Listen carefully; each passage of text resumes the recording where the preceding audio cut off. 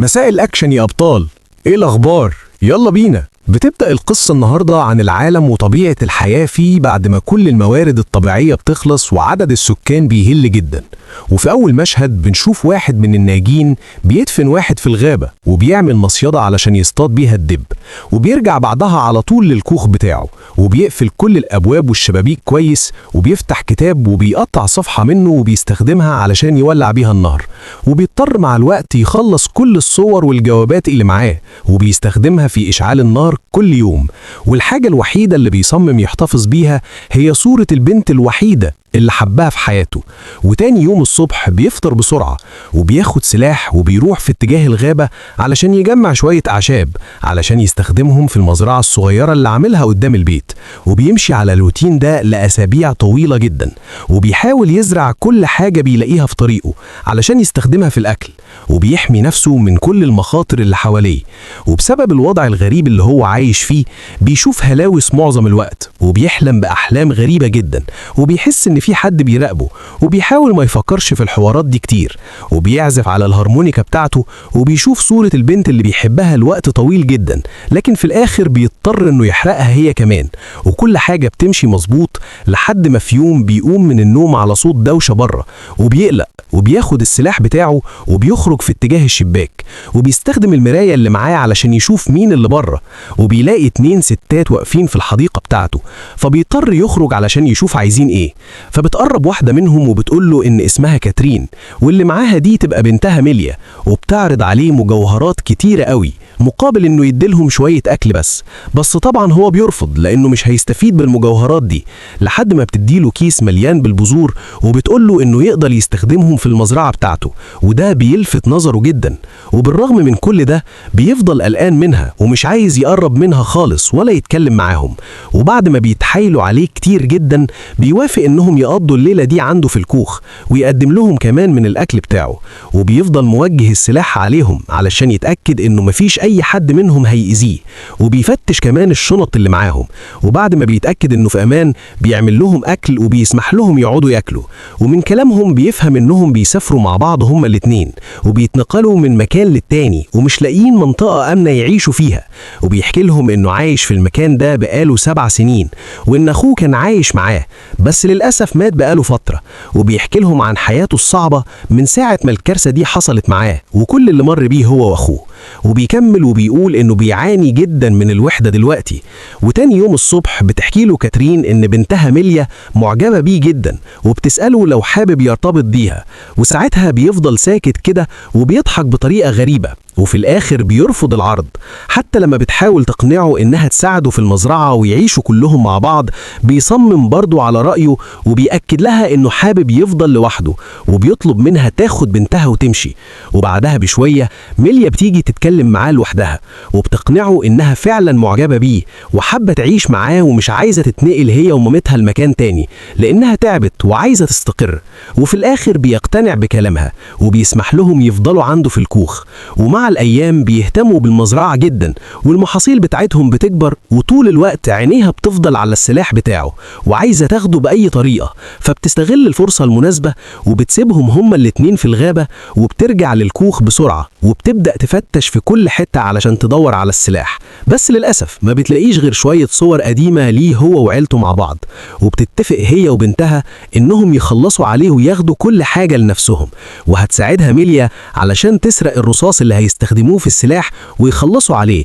وتاني يوم بقى تديه لمامتها وتمشي بعيد عن الكوخ خالص، وتسيب أمها تنفذ اللي هم اتفقوا عليه. وبتمسك كاترين فاس كبير وبتستعد علشان تضربه بيه. وفي اللحظة دي هو بيشوف آثار رجلين على الأرض وبيحس إن في حاجة غلط وإن في حد غريب يبقى عدى من هنا. وفعلا الشخص ده بيهجم على ميليا وهي بتشرب من بركة المية، وبيهددها بالسكينة اللي معاه. وبيجري صاحب الكوخ يدور عليها وبيكون قلقان عليها جدا، وبيلاقي الجزمة بتاعتها مرمية في الطريق. وبيفضل ماشي ورا الآثار بتاعتهم ورجليهم وعايز ينقذ ميليا بأي شكل، ويجهز السلاح بتاعه كمان علشان يستخدمه. وبيتصدم إن كل الرصاص مش موجود فيه، وده معناه إن السلاح ما بقاش ليه أي فايدة. وأول ما بيوصل لهم الراجل الغريب بيضربه بالنار وبياخد ميليا بالعافية وبيسحبها لبعيد، وبيهجم على صاحب الكوخ علشان كان يخلص عليه. وعلى آخر لحظة صاحب الكوخ بيقطع رقبته بالسكينة اللي كان مخبيها، وبينقذ حياته وحياة ميليا من الموت بصعوبة كبيرة. وطبعا ما بيكونش قادر يتحرك كويس بسبب الجرح بتاعه، وحالته بتكون وحشة جدا. وبتسنمه ميليا ومامتها وبياخدوه لحد ما بيرجعوا بيه للكوخ، وبيبدأوا يعقموا الجرح وينظفوه، وبعدها بيشيلوا الرصاصة من جسمه بصعوبة كبيرة. وبعد ما وضعه بيستقر شوية بيكون عارف انهم كانوا ناويين على شر، وبيهددهم بالسلاح اللي سرقوا من المتشرد اللي كان بره، وبيحبسهم هما الاتنين في الأوضة وبيقفل عليهم لحد الصبح. وفي الآخر بيصعبوا عليه وبيسمح لهم يخرجوا مرة تانية، وبيحاولوا يهتموا بيه على قد ما يقدروا علشان الجرح يتحسن شوية. وبتساعدوا ميليا كل يوم علشان تغير على الجرح ده، بس للأسف مع الوقت حالته بتتدهور أكتر وأكتر، والجرح بيتلوث أكتر وأكتر. وبتستنى ميليا الوقت المناسب، وأول ما بيروح في النوم بتاخد السلاح في السر وبتديه لأمها. وبتشوف مامتها في اللحظة دي إنهم لازم يسيبوه يموت من العدوى، لأن الأكل اللي موجود مش هيكفي 3 أفراد، ويدوب هيقضيهم هم الاتنين بس. لكن ميليا بترفض المرة دي، وبتشوف إنهم محتاجينه معاهم علشان يحميهم من أي خطر، وده لأن الراجل الوحيد اللي موجود، وكمان أنقذ حياتها من كام يوم، ولولا كان زمانها ميتة. وفي الآخر بتقتنع مامتها بكلامها، وبتوافق إنها تساعده علشان يتحسن. وبيبذلوا مجهود كبير جدا معاه، وبيهتموا بيه وبصحته طول الوقت. وفي يوم بتجيله حمى شديدة جدا، وبيبدأ يشوف هلاوس غريبة، وإنه ماشي في الغابة مع أخوه والجو كان ضلمة جدا. وفجأة بيتكعبل وبيقع في الأرض، وبيفضل يصرخ وبيطلب المساعدة، وبيفضل على الوضع ده فترة طويلة جدا. وأخيرا بيتحسن بعد مجهود كبير منهم، وبيرجع يقف على رجله من تاني، وبيعمل الروتين اللي متعود عليه كل يوم. وأيامه بتعدي هادية جدا من غير أي مشاكل، والمحاصيل بتاعتهم بتفضل تكبر يوم ورا التاني، ومخزون الأكل عندهم بيزيد. وفي يوم كده بيسألوه إزاي أخوه مات، فبيحكي لهم إن أخوه كان مهمل جدا، وما كانش بيلتزم بالقوانين والقواعد اللي هم حاطينها علشان يحموا نفسهم من الموت.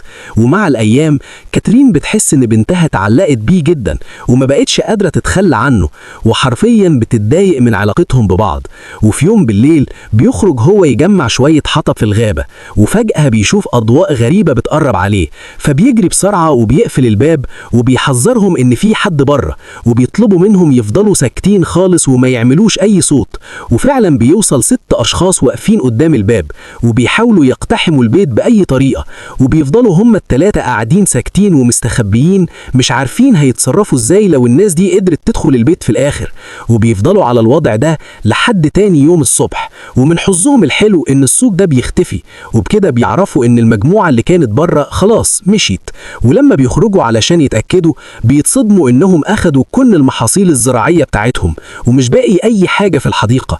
ومع الأيام ميليا بتحس إنها حامل، وبتكون عارفة إن الوقت مش مناسب خالص، ومش هينفع نجيب شخص زيادة للحياة. ومن غير ما تقول لهم بتقرر تتخلص من الجنين بأي طريقة، وعلى آخر لحظة بترجع في كلامها، وبتخاف تأذي نفسها، وبتفضل محتفظة بالسر ده لفترة طويلة جدا.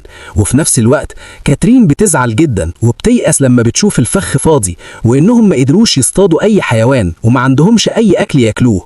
وبترجع تتحايل تاني على ميليا إنهم يقتلوا صاحب الكوخ علشان الأكل يقضيهم لفترة أطول. وللأسف ميليا بتوافق في الآخر، وبيقترحوا مع بعض إنهم يستخدموا فطر مسموم ويحطوه في الأكل بتاعه، ويموت في هدوء وسلام من غير أي دوشة. وفي الليلة دي بتبدأ ميليا تجهز الأكل وتعمل الطبق بتاعه مخصوص لوحده. ولما بتيجي تقدم له الطبق بتاعه بيحس إن في حاجة غلط، وبيكون متردد في الأول بس بياكل بعدها. وتاني يوم الصبح بتحاول مامتها تاخدها بهدوء من جنبه وتقنعها إنهم لازم يمشوا من هنا، لكنها في النهاية بترفض. والغريب إن صاحب الكوخ بيقوم عادي من النوم ومش باين عليه أي تعب. وقبل ما مامتها تكمل كلامها بتحس بالدوخة، وفجأة بتقع، وبيستغرب صاحب الكوخ جدا وبيقوم علشان يشوف ايه اللي حصل. وفي الاخر بيكتشف ان ميليا سممت مامتها بداله، وبتقبل مصيرها في الاخر بما ان بنتها هي اللي وقعتها في الفخ ده. وبتروح مع صاحب الكوخ في قلب الغابة، وبتطلب منه يضربها بالنار ويخلص عليها بدل ما تفضل تتعذب من السم وتموت بطريقة اسرع. وبيقف يتفرج عليها لحد ما بتخلص السجاير اللي بتشربها وتستمتع بيها لاخر مرة. وبالرغم انها صعبان عليه جدا بس بيضطر يخلص عليها في الاخر، وبتموت بين ايديه. وبتطلب منه ياخد باله من ميليا ويحافظ عليها، وبعد كده بقى يبقى يدفنها في الغابة. وبيرجع للكوخ تاني، وفي طريقه بيقدر يصطاد أرنبين، وبيفرح بيهم جدا، وبيرجع بيهم للكوخ وهو مبسوط خالص، وبيديهم لميليا علشان تجهز الأكل بسرعة، لأن بقالهم فترة طويلة ما أكلوش أي نوع من أنواع اللحمة. وفي الوقت ده بيفضل يحكي لها عن حياته هو وأخوه مع بعض، وإنهم بيحبوا بعض جدا ومتعلقين بالمخيمات من وهم صغيرين، ودي كانت الهواية المفضلة بالنسبة لهم. وبعد ما حصلت الكارثة دي واتحبسوا هما الاتنين هنا، كانوا محافظين على حياتهم كويس جدا وعاملين روتين معين وماشيين عليه. وفي يوم كل ده اتغير لما أخوه سمع صوت بنت بتصرخ في الغابة، وصمم إنه يساعدها، بس للأسف كان فخ وهجم عليهم شوية بلطجية وتمكنوا من أخوه. وبالرغم إنه عمل كل اللي يقدر عليه علشان ينقذ أخوه من الموت، ولكنهم كانوا أكتر منه بكتير، وأخوه مات بطريقة وحشية ورموه في قلب الغابة. وفي اللحظة دي هو اضطر يهرب من غير حتى ما ياخد جثة أخوه. وبعد ما بيخلصوا أكل وبيستعدوا للنوم، بتشرح له ميليا بكل هدوء إنها حامل، فبيفضل يفكر طول الليل في اللي هي قالته، وبيحاول يستوعبه، وبيستعد جدا للمولود الجديد اللي جاي في الطريق، وبيهتم كمان بميليا على قد ما يقدر. وفي يوم هم بيلموا المحاصيل بتاعتهم، بترجع نفس العصابة تاني، ومن حظهم إنهم بيسمعوا خطواتهم من بعيد وبيستعدوا كويس جدا. وبتروح ميليا تستخبى ورا الكوخ، وبيقف هو يواجههم بالسلاح بتاعه، وبيستدرجهم للغابة علشان يبعدوا عن ميليا خالص، وبيقتل 2 منهم بكل سهولة. وقبل ما يخلص على الباقي، بيبدأ يشوف هلاوس قدامه لأخوه، وبيطلب من ميليا تهرب بسرعة في الاتجاه التاني، وبياخد الهارمونيكا وبيبدأ يعزف عليها علشان يجذبهم لمكانه. وللأسف واحد منهم بيقابل ميليا في الطريق، ولما بتيجي تضربه بالنار، الرصاصة مش بتيجي فيه، وبتحاول تدافع عن نفسها بالسكينة، وبتفضل ماشية بالراحة لحد ما بتوقعه في الفخ بتاع الدب وتتخلص منه في الآخر. وفي نفس الوقت صاحب الكوخ بيخلص على واحد كمان، بس للأسف بيتصاب هو كمان. ولما زمايله بيلاقوا جثته، بيغضبوا أكتر وأكتر، وبيحرقوا الكوخ بكل حاجة حواليه. وبتفضل ميليا في الغابة لوحدها شهور كتير، وبتحاول تتغذى على قد ما تقدر، وبطنها بتكبر وبتتنقل من مكان للتاني لحد ما بتوصل لمكان غريب جدا وحواليه سور وأسلاك. وبتكتشف إن في مجموعة من الناس جوه وعاملين أرض زراعية كبيرة وعايشين فيها مع بعض. وأول ما الحراس بيعرفوا إنها حامل، بيقرروا يصوتوا بينهم وبين بعض وياخدوا قرار هل ياخدوها تعيش معاهم ولا يتخلصوا منها. وفي الوقت ده ميليا بتشوف واحد منهم شايل طفل صغير، وبتحس إن دي علامة وإن في مستقبل ليها ولابنها في المكان ده، وبتفرح جدا. وبيسألها واحد من الحراس هتسمي طفلك إيه؟ وفي اللحظة دي بتبدأ تفكر في حياتها الجديدة هي وطفلها، وفي الاسم اللي لازم تختاره بعناية، وده لأن الطفل ده تحديدا جاي بعد مجهود كبير جدا جدا. وفي النهاية وسط عالم اتغير تماما وبقى مليان خطر وقلة أمل، بتفضل الحقيقة الوحيدة إن الإنسان دايما بيدور على فرصة يعيش ويكمل. لو القصة عجبتك ما تنساش تعمل لايك وتشترك في القناة علشان يوصلك كل جديد من ملخصات الأفلام أول بأول. سلام يا أبطال.